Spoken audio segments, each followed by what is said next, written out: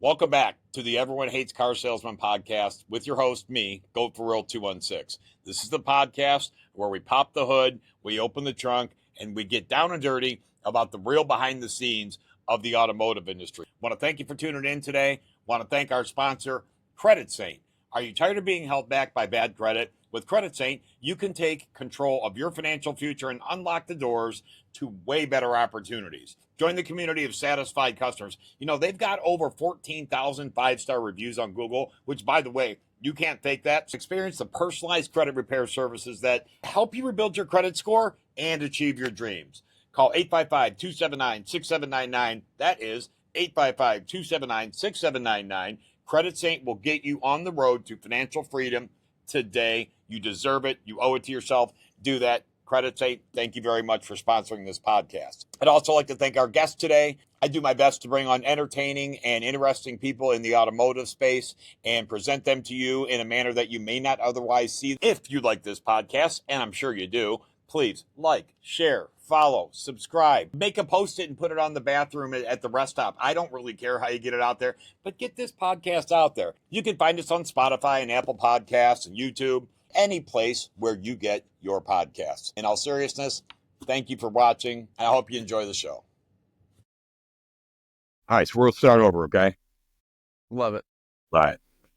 Guys, thanks for coming back to the Everyone Hates Car Salesman podcast with me, Go For Real 216 on socials. I am super excited to have a guest I'm going to introduce here in a second, but I want to, before we get started, if you like this podcast, guys, share, download, subscribe, tell a friend, make up a sign and put it in the bathroom. I don't care how you tell people about this podcast.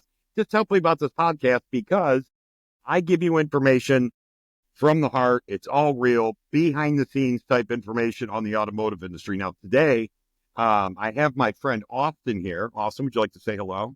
Yeah. In fact, you mentioned the signs in the bathroom. That's how I heard about the podcast. So thank you. Yeah. Well, it's rest areas. I like to use rest stops to advertise. Yeah. No, it's exciting to be on. And I think, you and I met each other a few months ago to think that we'd be sitting here doing a podcast together under these pretenses of, this dealer plate guy thing that I have going on is crazy. Yeah. So let's hit that real quick. So guys, Austin not only is a dear friend of mine through a meeting, through TikTok and social media, really. Yeah. But he has also become quite a little creator, guys. He is on what I would call a meteoric rise in the social media space right now. So I want to get into that. Austin is what I consider an industry expert on what's called fixed operations. And Austin, give us the 5-second description and definition of fixed operations for them who don't know. Yeah, fixed operations. So that's your service and parts departments. So anything from oil changes, recalls to wholesale parts. They call it fixed because it should be a little bit more stable than what is the variable department, which is what you're more familiar with sales and finance. So, this department is definitely more consistent on a month-to-month basis, or should be at least, with profitability and how it supports the dealership and customer base. Yeah. So, and man, there's a lot to unpack. I want to get into that. Not only because I know you, because you're a buddy of mine, but, you're an interesting guy.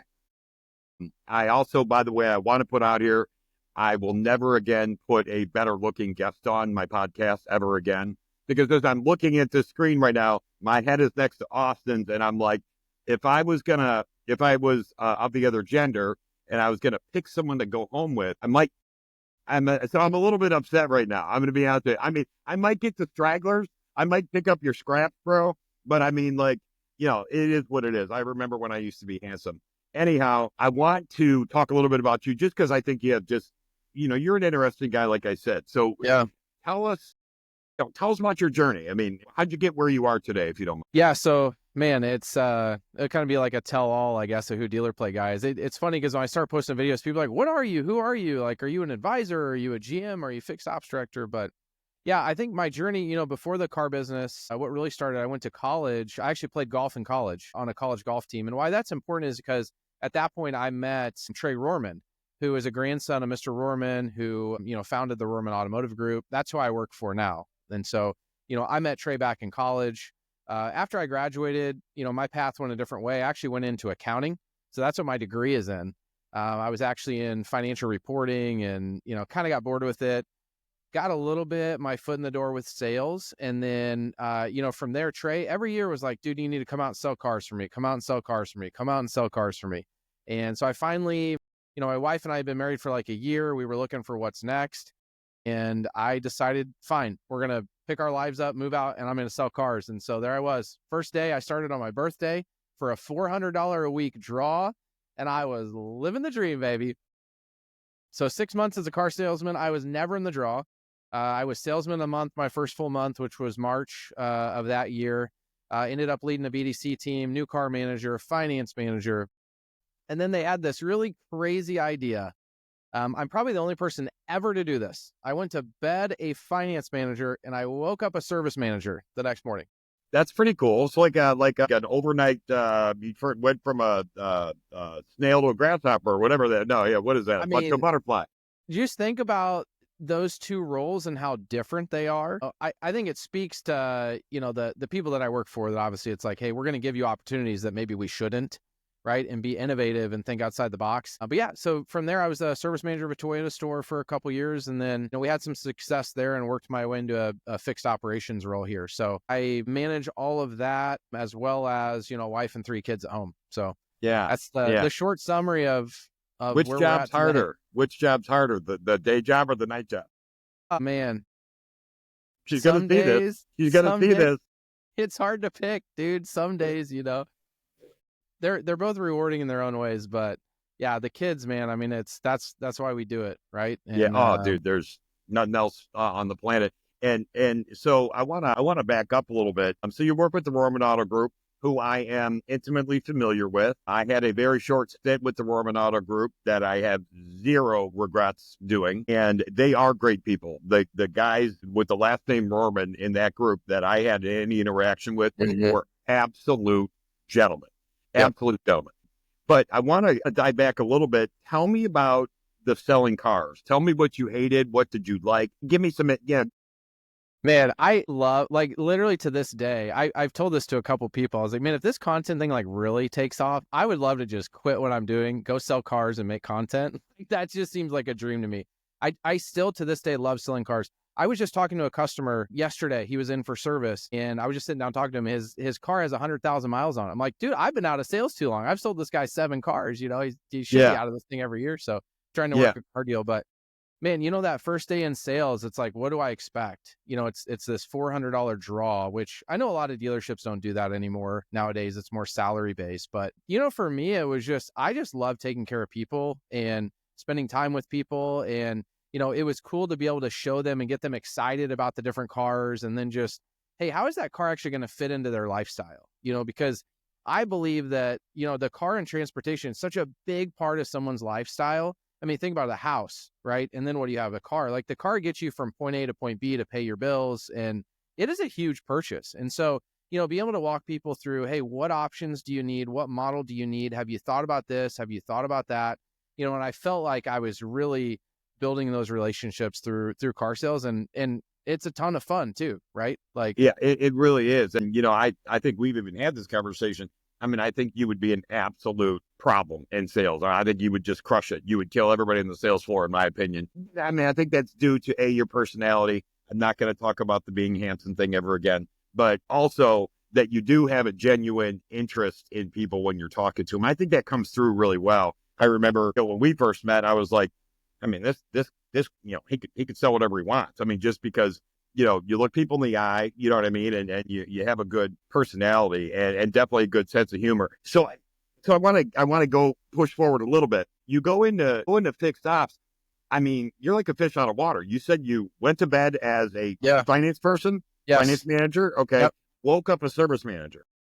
Yeah. 100%. Like I'm running 1,600 a copy, over 50% VSC, my, you still remember your numbers. I love that you still remember your numbers. I'll tell you what I loved was special finance. So here's what I did. I got to tell this really quick. I digress, but this is like one of my proudest moments of my career. So I created back, we had 5 stores in Lafayette. They're all within 10 minutes of each other, if that. And so what I did, I found a niche in like special finance because, a customer would come in and it was like, hey, we can't quite get them approved on any cars that we have in inventory. Let's look at someone else's inventory. So I wanted to make that process faster. nerd me, and I won't bore you too much with this. Oh, you're good. I downloaded all the inventory into an Excel sheet. So I would be able to put in like the customer's credit scores and some of the different things. And I could show which cars within the group, had the best loan to value, predict kind of what we could get on the front end, back end, and make the deals the most profitable, what they fit in. So then I'd be like, you can't buy these cars, but here's 2 options at our other stores. Do you like either of these? Let's go get them and find them, And so you were doing now a lot of finance systems do that, but it sounds like you might have been ahead of the curve. Now I know a lot. I know there are some that do that now. So it was like Capital One has a deal navigator. Yeah. Yeah. And it was similar to that, but it was literally just a spreadsheet that I created. So I downloaded the inventory out of Viato and did that. So that was super fun. But I just didn't get any enjoyment out of the finance manager role because it's such an individual contributor role. So like we talk a lot in management about getting the right seat on the bus for people. Like it just wasn't the right seat on the bus for me. Yeah. I did okay. Again, the special finance was more of a strategic, I'm solving a problem, which is why I did well. So, a couple of the guys, Zach, and Trey were like, have you ever thought about being a service manager?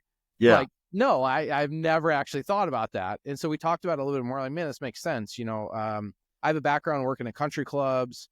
Just everything I've done has always been like customer service related. And I think the service drive is the perfect blend of customer service and sales. You have to do both at the same time really well.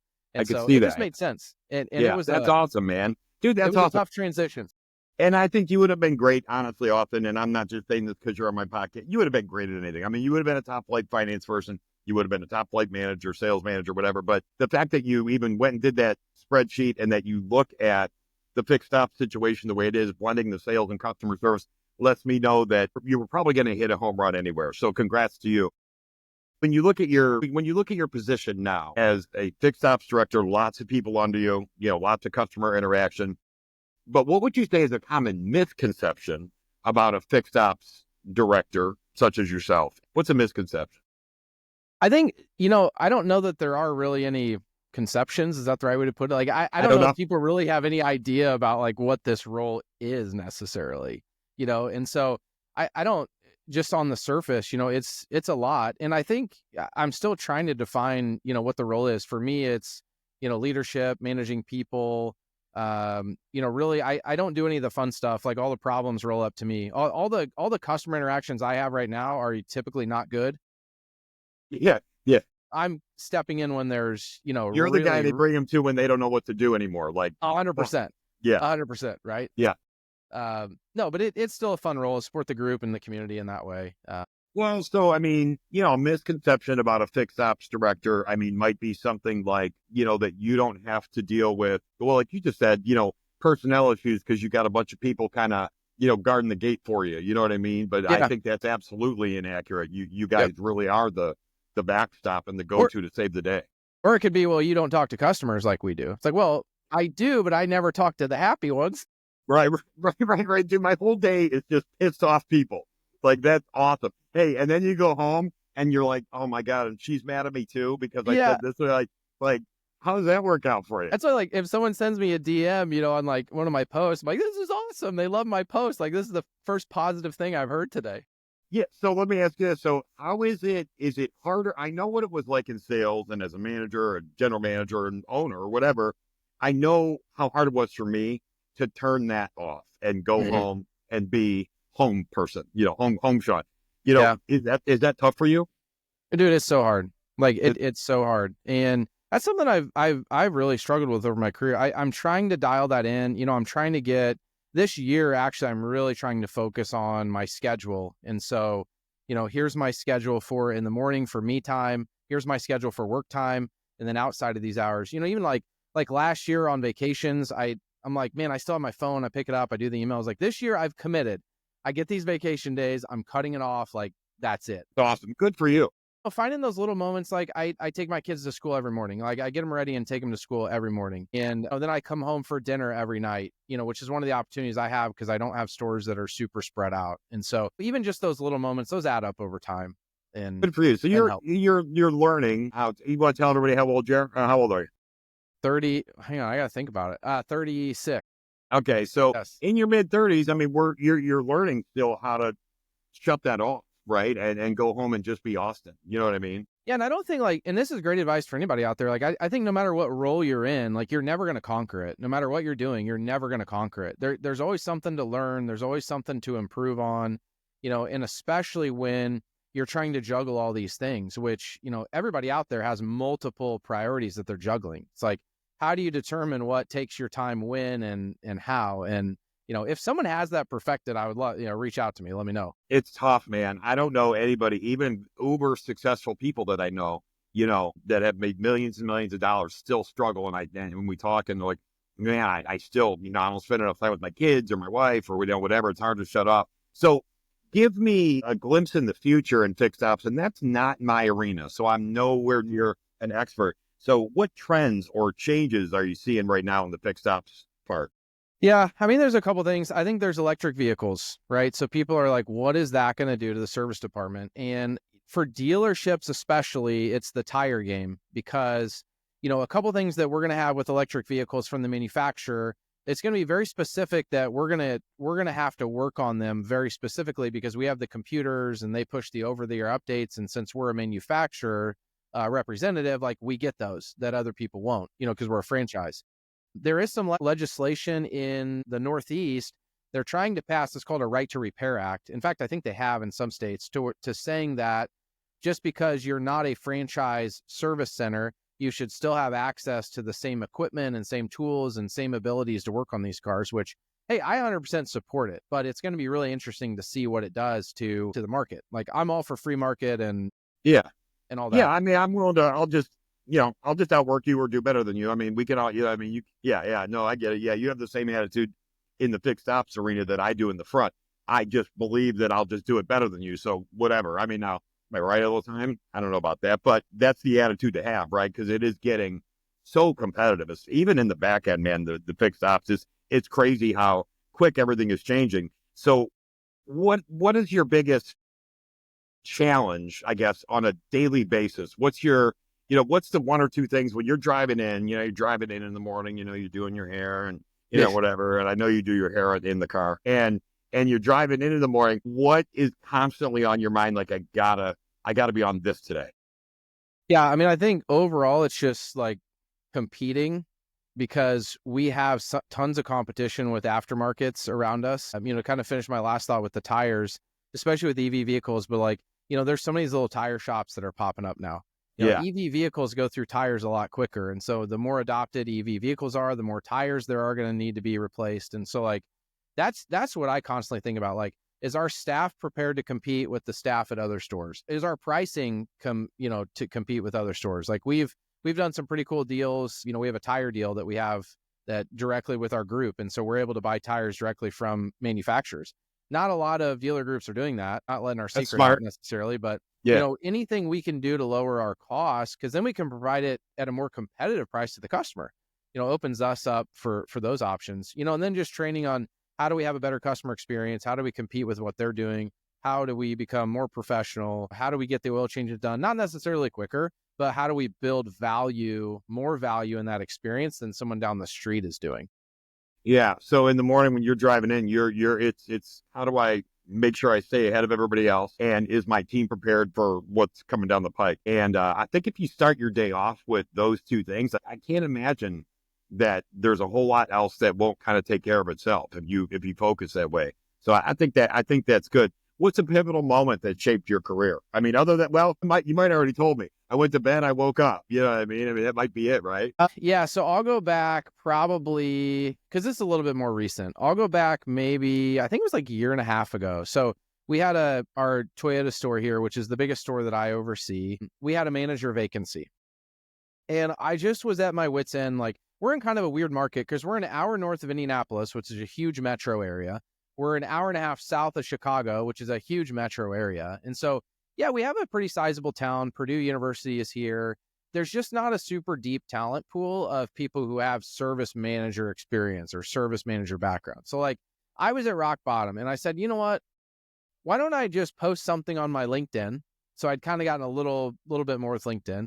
Logan and I recorded this video. I had an idea to do this cribs video, which is still out there on the internet somewhere. It's Yeah. awful. I look back on it, I'm like, this is I'm gonna go find awful. it. Yeah. But I believe, I'll go back, I think I got 12 resumes out of that people had Really? just seen it on the internet and just emailed me their resumes. And I was like, whoa. Yeah. So that was kind of when all of this social started happening with some of our accounts. And then, I didn't do my personal page until just a couple months ago, but 3 or 4 months ago. But yeah, that was I would say that was the pivotal moment when I realized that, hey, this network on social media, if you build it the right way, you can get stuff out of it. You can provide value there and find value there. You can. You can sell cars there. You can buy cars there. You can find employees. I mean, you can do so much. And I'll tell you, I want to get into the social media a little bit, and I know that's near and dear to your heart because I know you really enjoy it, Yeah, and it's it fun. comes out in your content. I can Yeah. see it in your content that you are having a blast Yeah. when you got that camera on, then you're making that video, bro. I can tell that you are in your zone. That nowhere else you'd rather be at that point in time. So let's talk a little bit about social media. So TikTok is your biggest platform right now at this point. No, that's what's crazy. Instagram now. Is it really? I Just did not passed. know. No, I just passed it for its turn of the year. Yeah. I have Get like out of here. 1,000 more followers on Instagram than I do TikTok. Get out of here. Good It's for you. crazy. I That know is it's kind of crazy. crazy. But But not TikTok's the one totally. that I make money on TikTok. I don't make money on Yeah, the other yeah, ones. yeah, yeah. That's the only one we care about, man. Instagram, dude, I got 60,000 followers on Instagram. I don't make anything. I mean, it's like they send me this little remittance thing. All I see is it's like $1 or something. I'm like, Yeah. whatever, keep it. I don't care. You know what I mean? If we're being real and transparent, the only thing that matters is you have 10,000 on TikTok and you make minute-long videos. That's all that matters. That's it. As long if you do nothing else all day, right? Do that right, and you'll make some money. So tell me about that. So tell me, I'd like to know what prompted you to get started posting, and then how's it going now? All right, so I got two things, two stories. So the first one is, I'm associated with Roman Toyota, so that is one of my stores that I help oversee. And so we had this, we had the whole beef with Russ, and then he came out and he did a social media training, while he was out, and it was great, and you got to meet I him. can't And get through a podcast without somebody saying the word Russ. It I bugs that. know, I Go ahead. know, Go I ahead. know. So that was like in July we did that, and then we ended up. Ryan Rorman wanted to do another training up in Chicago with Russ for the Chicago stores because they weren't able to make it down, for the other one. It's like, oh, cool. So we'll put it together. So it was like maybe 3 weeks before that training. I just thought to myself, man, it would be really cool if I had my own TikTok account and I got to make a video with Russ when we were at Schaumburg Honda. That'd be cool. And then hearing that like you were going to be up there, Javon was going to be there, Tommy was talking about being there. So I was like, that'd be kind of cool to not many people have an opportunity, so I don't want to squander it. So Yeah. I post 2 parts department videos. They do pretty good. I'm like, this is interesting. One night I remember posting a bunch of memes, like thinking I just need to get stuff on my account. Yeah. And then it happened. It was like the video was my Lube Tech interview video, Ugh, and it went great video. it went over 1 million. And I'm just sitting here like, oh my gosh, you're looking at your phone, you have that moment. So truthfully, the reason I started is because I want to do a video with Russ and Javon and you and get at that grand opening. So then here's the second part of the story. So Russ had a car show. Do you remember seeing stuff about his car show? Yeah. And so he goes, hey, come out to my car show. I'm like, oh, man, I don't know. I got the wife and the kids. Like, this is such a short notice. It's such a long drive. The flights are expensive, blah, blah, blah. Yeah. So he's like, come on, man. Come on. I was like, all right, let me see if I'll find a way to make it. So I knew, I was like, well, if I go out there, I'm going to do a couple of videos with him. I was at like 9,000 followers at the time. So I'm like, 10K is your golden number. So I tell this is my first time I'm ever telling this story in public. Okay. Yeah. I like it. My wife has tickets to the Taylor Swift concert the same night that the car show is 6 hours away. I'm the one that's supposed to drive them down there, drop them off for the concert, stay, and whatever. So with like a week and a half notice, I'm like, hey, babe, I want to go to this car show in Pennsylvania. She goes, no, you're not. She's like, well, the hotels are sold out. You can't get a hotel. So I say this. I go, babe, if I do this, I think I get 10,000 followers. And I promise you, the first money that I make on social media, I will buy you a Louis Vuitton purse. Because she's always wanted one. I'm like, I'm never going to spend my money, our money that I make with a real job on a Louis Vuitton purse. Not thinking, there's ever any chance that I'm going to get monetized or like make, $2,000, $3,000, whatever it is off Right. TikTok. Right. So anyway, we worked out. I went to the car show, came back, 10,000 followers, and started making money. So I Yeah. do owe her a Louis Vuitton purse here in the near future when I Wait, you haven't bought it yet? You when I haven't reach got it that yet? milestone. I You just didn't haven't. get. I haven't. Is she on you? I'm gonna surprise her. No, I told her I'm gonna surprise her. She doesn't You're like, know. honey, it's not okay. They don't monetize now until 50K, honey. I'm Well, I sorry. still have, I still have to earn that money, No, through the I know. video. I, So I get it. I love it. That's a great story, bro. Thanks for telling me that. That's a yeah, good story. that's That the is first funny. time I've told it publicly. So So I made a service manager video too. It'll make more sense. I did one with the huddle. It was like, I'm trying to buy my wife a Louis Vuitton purse. Like, quit stealing all the scrap metal. And yeah, dude, that I'll was tell you like, what. The content that you fire off, you're very creative, bro. And I've told you that before. You're very creative, and I don't. How do you come up with content? Let's talk about content. There's somebody out there watching this right now who's like, I want to be like dealer plate guy, and they're in fixed ops. Where do you get the content ideas? Is it literally just you're brainstorming all day, or I mean, that's the thing that's been nice. I think this has been an outlet for my creativity. Like, I honestly, starting a social media account has been so good for me just because it's kept me engaged in thinking of these ideas. And what I've realized through it, it doesn't necessarily have to be these wild ideas, because it's not really the wild ideas that do super great. It's the things that are really relatable. And, so it maybe doesn't have to be all these out of pocket ideas. Like, one of the craziest videos I did was, this customer pulls in the service drive and he's pissed because he's like, don't touch any of the settings on my car. I don't want my seat touched. I don't want my steering wheel touched. And like, for some reason, that video does like over 1 million views on all the platforms. And just because it's so relatable, because yeah, a customer has always taken their car in for service and had their settings changed and been mad about it. And for sure. anyone working in service has gotten in a car where like their knees are jammed or they hit their head on like the top of the door. So Yeah, it's like, those are the things you just have to, when you notice them, like yeah, you just got to write it down. And so I have, the notes in my phone. I know a lot of me too. creators do. It's like, Yeah, you just yeah. got to So keep a that's running cool. list. I would tell you this though. I think that the fixed ops department also. I almost think that there's more possibility for creativity and for content than like sales. I mean, because I think there's more moving parts back there. Yeah. You know, Nice yeah. pun. Look what I did there. Yeah. No, I do though. I think that, and you're dealing with different issues too. Like you're dealing with people's safety. I mean, you're dealing with, resale value of the car if something isn't replaced or is replaced. So I think that there's a lot of, but regardless, your creativity, sometimes I watch your videos, I'm like, why would he think that? Like, why would he even think of that? That was funny. And it's like, how did he think of that? Well, it's probably happened to him. So like, anybody that's listening, you see any of my videos, like, yeah, most of them, if not all of them, have happened to me. Yeah. So that's the craziest part. So now you're 36. Let's rewind. I'd like to go back. Let's go back to 10. So 26 years ago. So you're going to meet 10-year-old Austin. What would you say to him today, knowing what you know as a 36-year-old successful professional? What would you tell 10-year-old Austin? Before I tell you that, when I was 10 years old, this is my biggest memory. I went to the Chicago Bulls game, saw Michael Jordan play in person against the Seattle Supersonics. Yeah. At Allen Fieldhouse in Kansas. So it was super cool. I'll never forget that. Wow. So anyway, I would say go to that Bulls game, dude. Just go to the Bulls game. Go to the game.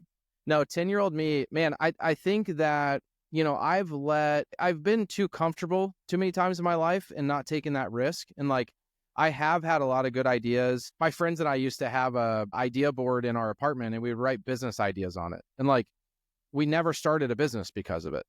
And I just look back at that, like, if I go back to 10-year-old me, is like, don't be afraid to start that business. Like, don't be afraid to do something crazy. You have these ideas, like, execute on them.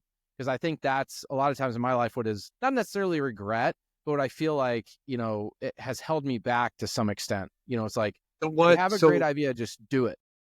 So that's interesting. So I want to stay on that for a minute. Is it something in your DNA or is it a real life situation? What stops you? Because I think that you would be an amazing entrepreneur. What is it that holds you back? I'm just like, by nature, I think I'm just extremely conservative. I mean, you got to think about, I was an accountant by trade, and so there's some accountants that are great entrepreneurs, like, because you understand the nuts and bolts of the business. But like, for me, it's taking that first step. And you wouldn't believe right now, even still, I get nervous like right before we record a video. But like, once I get into it, I'm going. I'm Yeah. going. Yeah. Even right before I post a video, like I watch it 7 or 8 times before I Yeah. post it because I'm like, I don't want to make a mistake. So I think Yeah. that's what it is like I'm conservative and I have this fear sometimes of making a mistake. Yeah. But then it's like, man, as you grow up, as you make mistakes, you learn. That's how you learn is through Right. mistakes. Like Right. you don't learn through the wins a lot of times, and Yeah. Yeah. And, I think it's important. And now I'm older than you. So it, took me a long time to realize this too, because we all have some self doubt, oh And yeah, so now I just have something in my DNA that's like, you know what I mean? Let's go. I'll yeah, figure it out. But, that wasn't always like that. And I think it's important to look back at your history. And if I look back at yours, I would tell 10-year-old us to trust yourself because the decisions that you have made, I think they've been fairly positive. I think things kind of worked out for you. You know what I yeah, mean? So yeah. I think trusting yourself a little bit maybe is something that a lot of people struggle with. But, I'm going to go on record here now. I mean, I think you'd be an amazing entrepreneur, which we've talked about before. If you were going to be an entrepreneur, what would it do? What would you do? What would it be? Probably dealer play guy. Just making TikToks, right? No, I mean, I think, I think honestly, this platform kind of has opened me up to, you talk about it like creativity, being an outlet for my creativity. Like, where can I push this? How far can I go? What kind of positive impact can I make with this? Because honestly, I never asked for any of this. I never thought this would happen. But now I'm like, man, now that it is happening and it seems like it's a little out of my control that it is happening, like, how am I going to steward this platform and what it seems to mean to people that, reach out to me is like, finally, we have somebody like making us laugh over fixed ops content or whatever it is. Like, how can I impact like the trades as a whole? How can I, again, just bring joy to people? Like, Yeah. I don't know. I think that's probably what it is. I never really do it anything necessarily for the money. Yeah. It's just Yeah. kind of, I guess it's nice, obviously, but Yeah. not Yeah. gonna Yeah. lie, It's it's nice, nice. but Yeah, you wake up, your PayPal's a little heavier. You're like, okay, you know what I mean? yeah. Whatever it is. But knowing like, man, you post a dumb video that 10,000 people liked. So, like that touched 10,000 people. Like they thought it was funny enough or like it put a smile on their face. And that still to this day blows my mind. It Like, kind of gives me goosebumps a little bit yeah, sometimes, honestly. While you're talking about it, I'm like, man, I know that feeling. And that doesn't even count often the people that just didn't hit the like button, but they did actually like it and like enjoy it. probably one of the coolest thing that's happened to me so far with social media. I posted a video as a service manager versus it was a typical service manager versus a lazy one. The video did over 5 million across all the platforms. And in the comments was so cool because people were shouting out their managers that were super chill. It was like, shout out to so-and-so from this BMW dealership. He was so chill. I miss him so Nice. much. And like, how many likes you have? I mean, but it was like, whoa, that was so cool. So that's kind of what I talk about like when you build a platform like this or are building a platform, I never expected to have this sort of like I guess a responsibility almost to, not that people need my content, but, a responsibility to like kind of draw that out and hear those stories and bring up those memories for people, of Yeah. great leaders they had or good experiences they had. Yeah. It's almost like in my mind, I've equated, I don't think I've ever voiced this before, but it's almost a little bit like an entertainer, like a musician, or you could say an actor. There's something that you're resonating with people, something about you that resonates with people. So now you have almost an obligation, like, well, I'm blessed with this gift if I'm a musician. I, I almost have an obligation to keep giving it to the people. You know Yeah. what I mean? And the same, if you can make somebody laugh on their device, if you can do that and bring 30 seconds of joy to somebody, it's almost like, how do you not do that? You know what I Yeah. mean? How do you not? Well, I was having a conversation with somebody the other day because they're kind of like a mentor of mine to some extent. He's like, do you feel like you're getting obsessed with like the views and this account and everything? Like, do you feel like it's impacting you in a negative way? I was like, I'll be honest with you where I'm at right now with it. I could quit Dealer Play Guy, never post another video, and I would probably like be better off. Just the fact that like, I don't have to, I don't know, like I don't have to do it anymore. But Yeah. it's not because of the likes and the views. Like, I'm just so detached from it, I guess, or I'm so just like, well, I haven't asked for this. I didn't think it would ever come to this, but I still enjoy it. I'm going to keep pressing on because it seems like other people are enjoying it too. And Yeah. Oh, for sure. we'll see what it turns into. Yeah. It'll be fun. Well, I'm glad that you have the ability to keep that in perspective because, I tell people this all the time, dude, it's a job. once you start getting 100, 200,000 followers, it's a second job. You I know what I didn't mean? ask for this second job. I have enough going on. We already talked about work-life balance. Like now I have Yeah, to yeah. like schedule my content times. I have to schedule my editing times. I have to, like it is a second job. That's why I It's a, say I could quit it and be better off. Like but I do think it's the best side hustle on the planet. I mean, I really do. 100%. Now, 100%. have you get noticed in public yet? I have a couple times. The funny one the other day, there was one of the local dealerships in town called into our like one of our parts departments and was asked for a part, and they're like, "Hey, we got to ask you while we have you on the phone. Is dealer plate guy work for you guys?" Like, oh my Was it you god! on the phone? Was it you on the phone? No, it wasn't me. It was one of our admins, and I was just like, "Oh my word!" Because she told me about it. She's like so funny, but it is kind of cool too because people like it's almost like they're proud to work with me, which is really weird. Like it's just this is all such a weird thing. It It's like is. It's like probably fractional in comparison. Like it's like a little slice of what it's like to be a celebrity, I think. and like I hope this doesn't come off the wrong way on the podcast. Like I think maybe people be interested in just hearing about it from the experience. It was like No, no, it's because people weird. ask me all the time. No, the questions I'm asking you are the ones I get asked all the time. Yeah. Hey, how is it when you get noticed in public? Well, I don't know. It's weird. You know what I mean? Yeah. Honestly, like, what's it like to have to post all those videos? It's like a second job. You know what I mean? Like, so, and your answers are pretty similar to what mine are. Um, what's something that coworkers, maybe people that think they know you that may not know about you? Is there anything? Is there a hidden? I mean, I mean, it doesn't have to be bad or ugly or you know what I mean? I Something we think don't know about. man, I honestly I feel like I'm extremely transparent. I think one of the things they may not know I'm a beekeeper, so I have 3 beehives. Why does that in the weird? No, I'm going to be honest with you. The first when you said that, well, I thought you were kidding, and then I was like, that's weird, and then I was like, wait, why am I not surprised? Wait, it actually makes sense. Yeah, like why am I not surprised? Like I immediately put that little mask on you, the thing, you Yeah. know what I mean? And I was like, oh yeah, I see it. Yeah, you're a beekeeper. Yeah, of course you are. Yes. Yeah, so I'm going in like my 3rd year with bees. So that's kind of cool. I actually That is caught a cool. swarm at our Toyota dealership last April. It was wild. I was sitting in my office, someone came up, there's a swarm of bees outside. I'm like, wait. I ran home and got my equipment and came back and I got them and like, I don't know, it was Everybody else super is cool. running away. You're running to it. Yeah, exactly. No, it was That's cool. great. I didn't Yeah. know that. That's super cool, dude.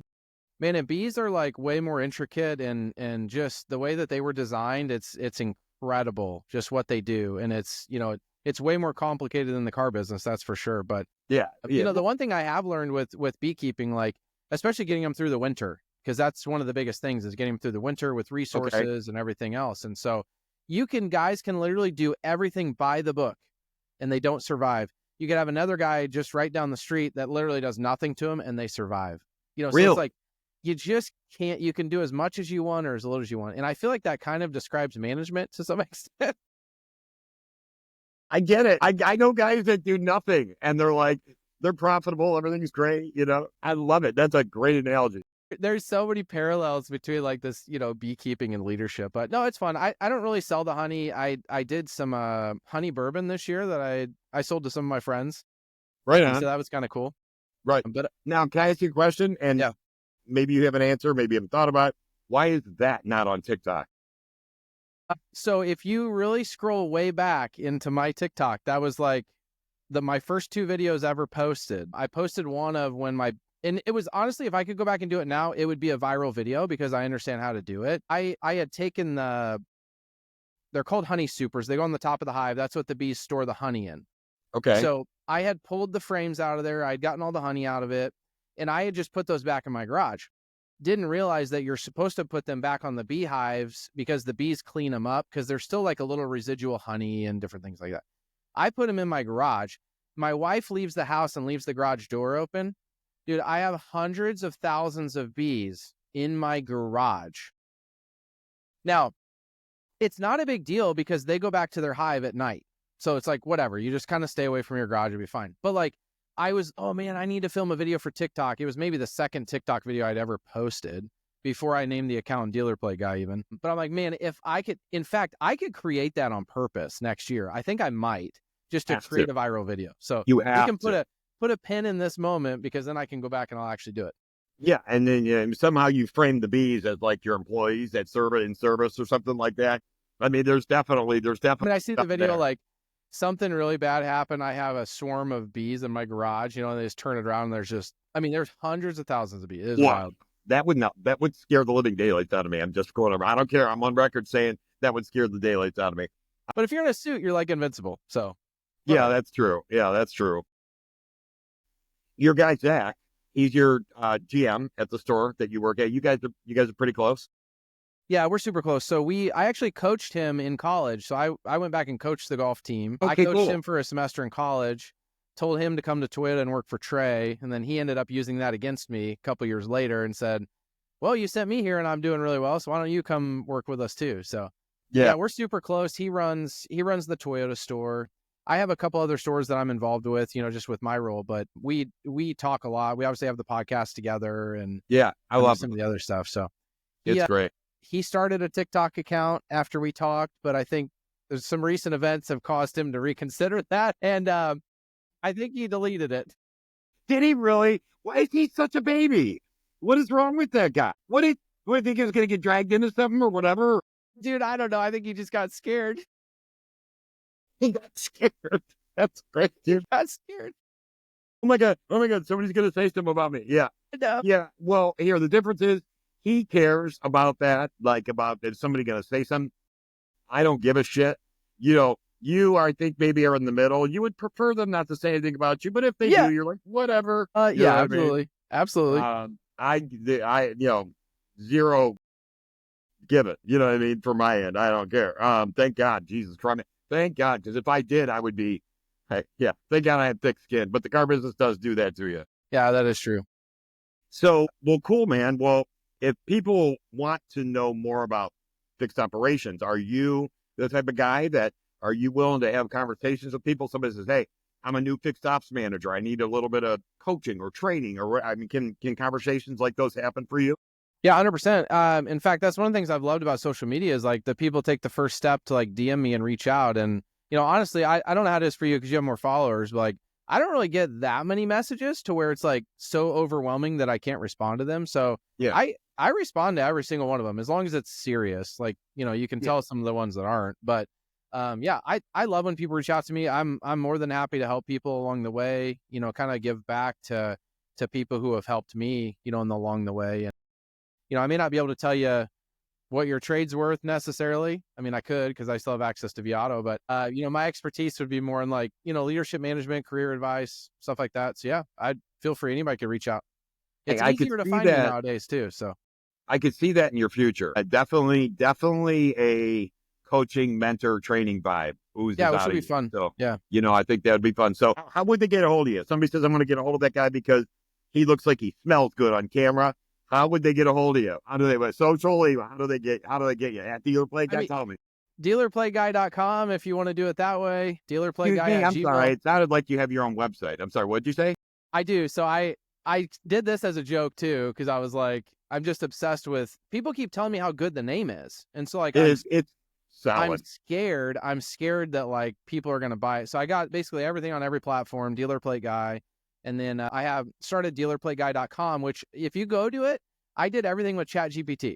So I bought the domain with GoDaddy and then I did the HTML coding with ChatGPT. And so, everything you see on the website, I coded personally through ChatGPT. I know nothing about HTML code. ChatGPT is amazing. So It is. It's the best yeah, thing ever. So they can add you a Dealer Play Guy on, is that Facebook? I know your Instagram and I have a TikTok. Facebook too. Yeah. So Facebook, Instagram, TikTok. Instagram and TikTok are probably the easiest ones to get a hold of me on. And then a dealerplateguy at gmail.com if they want to do that. That's awesome. So, cool. So if anybody out there wants to know anything about fixed ops, I can tell you I've had conversations with Austin where he is talking about things that sound Greek to me. And I've been in the car business for 25 years. So if you have a question about fixed ops, I think that we are looking at the guy right now. So reach out to him at Dealer Play Guy. Gave you his email, gave you his website. I didn't know he was a full-fledged corporation already, but that's amazing. But no, I that's do have really, the really, LLC coming too. That was like a my bucket Lord. list item for me. I should have that all done probably when you post this podcast. Yeah, right, for sure. That's okay. I have LLC. I mean, yeah, but no, that's super cool, man. Well, Austin, this is heartfelt. This isn't for the camera. I'm super glad we're friends. I mean, you're just an amazingly interesting guy. You're super funny. And I think, there will be a day where you'll pass me with followers again, because I don't give a shit, but also because I think your content is more engaging than most on there. So it's just a matter of time for you, brother, where I could see there being a day where Dealer Play Guy is your only source of income. I mean, I could see that. I mean, that would be really cool. It feels like a long way off from now, but we'll see what we can do. And yeah, I obviously kind of go back to it. We'll go on record with this that, when we were at the Schaumburg Honda grand opening, you pulled me aside and, you looked me in the eyes and said, don't give up, basically. Like, you have the talent to do it. I know talent when I see it. You got to keep going. And so, those words have stuck with me too. So I appreciate that. That's super cool. I'm here whenever you need anything. I'm not too good at too many things, but I am blessed with the ability to identify talent in people. And when you were telling me, yeah, I don't know if I'm going to stick with it, I was like, I don't know this kid, but I somehow have to convince him right now, bro, stick with it. So, and you did. I'm grateful that I could even be a small part of your journey, dude, for real. So that's cool, man. Well, very good. So if anybody out there is crazy enough that likes this podcast, please subscribe, download, share with your friends. Again, post it in the bathroom, at the rest stop. We don't care. Just get it out there. Your podcast, would you please shout that real quick? Driving Relationships Podcast is ours. YouTube and Spotify. We got to do a better job this year. I keep telling Zach and Logan, we got to do a better job or I'm going to start my own. Maybe I start my own. Is this the announcement? The Dealer Play Podcast is starting soon. Wait, the GOAT Dealer Play. I'm just talking out loud here. I'm spitballing. Should we cross-post it? I don't know. Dude, he knows the front. I know the back. I mean, I see something here. And then we .com and it's open. Wow. I love it. We better get to work. We better get to work.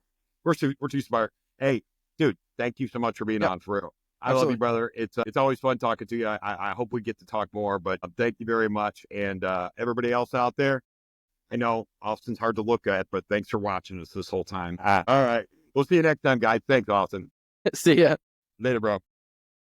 Want to thank you for tuning in today. Want to thank our sponsor, Credit Saint.